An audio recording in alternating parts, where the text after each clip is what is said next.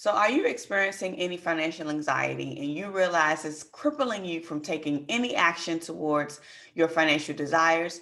Well, this lesson, I will give you some ideas on a method that you could use to actually help you approach your financial anxiety so that you can move into a space of being able to approach your money this year. Hi, I'm Sophia Melonē, the debt demolisher, also known as the caregiver for caregivers. One thing that I love to do is be able to come and create a space for those who are parenting and those who are caregivers, especially those who are caregivers to the mentally ill like myself, to be able to have a space of financial education and have a space of financial transparency so that we can release financial overwhelm and move into a space of financial confidence. And so now we are in a space of How to Tuesdays right now, where I'm going to be giving you a lesson that will help deep dive into helping you shift from that space of overwhelm to that space of financial clarity and financial desire. So today we're going to be talking about how to approach your financial anxiety. Let me tell you this, financial anxiety is something that is very real and it is very prevalent. We don't understand how many things that we are carrying and how those things trigger financial anxiety within us. And anxiety causes us to stop. Anxiety causes us to halt. Anxiety causes us to do irrational things in some cases. Let's be clear. Let's be honest. Let's be frank. I was once a person who experienced financial anxiety. I was always stressed about how to handle my money, how to manage this. How was I going to pay this bill on top of paying my mom's bill? I don't have enough money. I don't have enough resources. And what I would do was, in some cases, do nothing. And that doing nothing will actually cause you to put you in a place of further financial detriment. And in this space of this channel, I want to be able to help you shift out of that, because action is something that you need to constantly be in order to get to the space where you really want to be. So, what is the first step that you need to take in order to approach your financial anxiety in a healthy way and in a way that will cause you to move forward and not get so stuck? The first thing that you want to do is put yourself in a space of reset. And before I get into this, let me do a disclaimer and say that anything that I'm sharing right now is not considered as professional, counseling, therapeutic, medical, any of that type of advice. I am just sharing based on my soul truth, and I am sharing based on the things that have helped me, and I am sharing based on the things that I have shared with other people who have implemented it, and then it in turn helped them. So my desire and my goal is to be a source of inspiration and be a source of content through my own stories and through my own truth. So please, please, please do not take anything that I am sharing today on this How To Tuesday as a means of professional counsel, legal, any of that professional liability, tax advice, none of that. It's not medical, it's not therapeutic. This is just solely for my truth. So anything that I share, you want to make sure that you consult with a professional further to get the proper diagnosis or the proper treatment or the proper techniques that will be best beneficial for you. Okay, so back to the content, which is the first step that you need to take, and that is reset. So what does reset look like?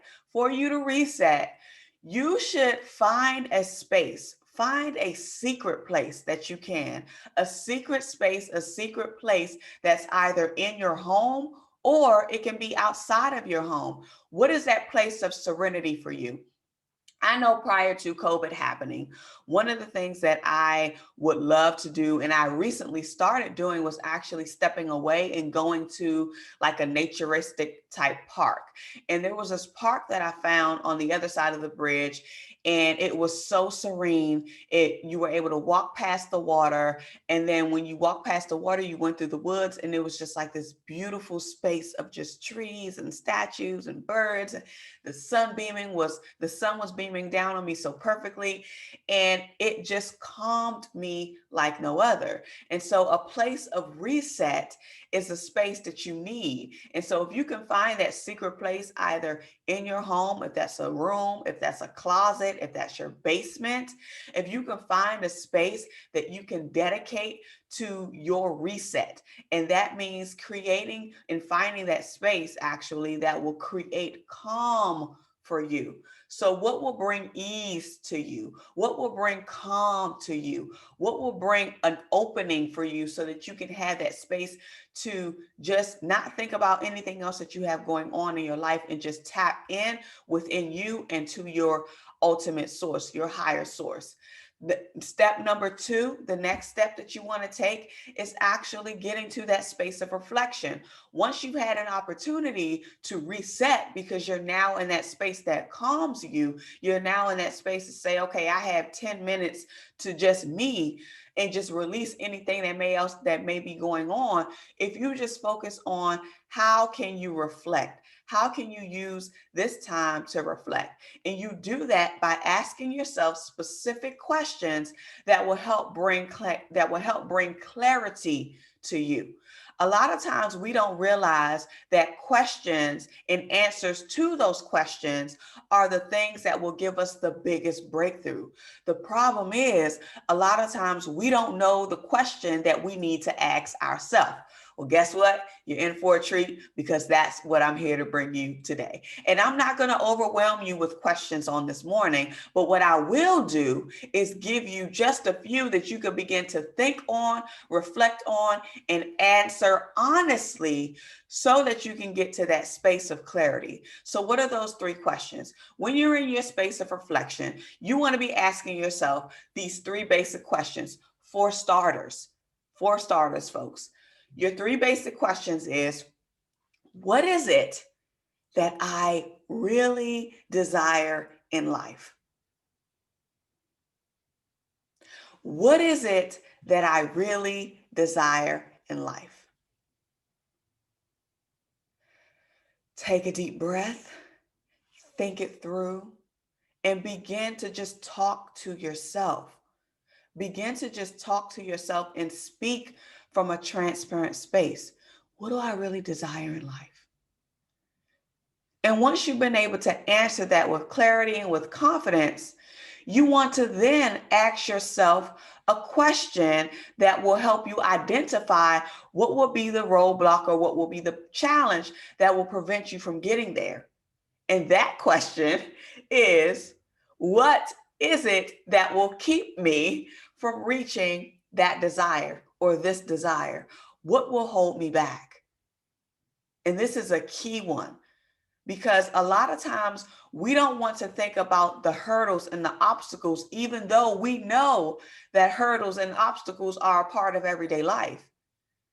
And so if you can get to a space of identifying what those challenges are, then you can figure out what is going to be your plan to overcome those hurdles or to address those hurdles or to mitigate those challenges so that you can get to that space of reaching your desire or getting to that space of moving one step closer to reaching your desire. And then the third question that you want to ask yourself is, what are you willing to let go of? What are you willing to let go of? You have to be willing to let go and release something. You have to be willing to let go and release what is creating anxiety within you. You have to be willing to let go of what you've been accustomed to, because your patterns and the behaviors that you've been demonstrating so far, it's not serving you now. So what makes you think that it's going to serve you tomorrow? So if it's not serving you today, you have to put yourself in a space to be willing to release it, which leads to step 3. Step 3 in this process is to release. And how do you release? You release by journaling. You release by writing. I cannot tell you how powerful it is to write. So my challenge to you is write to release. Write to release. right to release. And so I have actually financial journals that are dedicated to this process because I understand the power of it. And many of my clients and folks and my students who I teach, I share with them this same process of making sure that you're putting yourself in that space of journaling, making sure you're putting yourself in that space of releasing. And you do that through writing. And so I have actually a financial journal that's available on my website, sophiamelonē.com/products. I have a financial journal that you can purchase if you don't have one, because the idea is you want to have a dedicated financial space to be able to release. You want to have a dedicated financial space for your financial journey. You want to have a dedicated writing space for your truth. And I've created a space, a writing space that can be yours if you're willing to take that step into these 3 steps that I just shared with you in how to approach your financial anxiety: resetting, reflecting, and releasing. So head on over to sophiamelonē.com/resources, /products, and grab your access to purchase my financial journal. And that's if you don't already have a journal that's dedicated to you for your financial prosperity process. All right. So thank you for tuning in to How To Tuesdays. Let me know what value you found in this lesson on today. And remember that your financial prosperity awaits you. So move forward throughout this week in a space of reset, reflect, and release.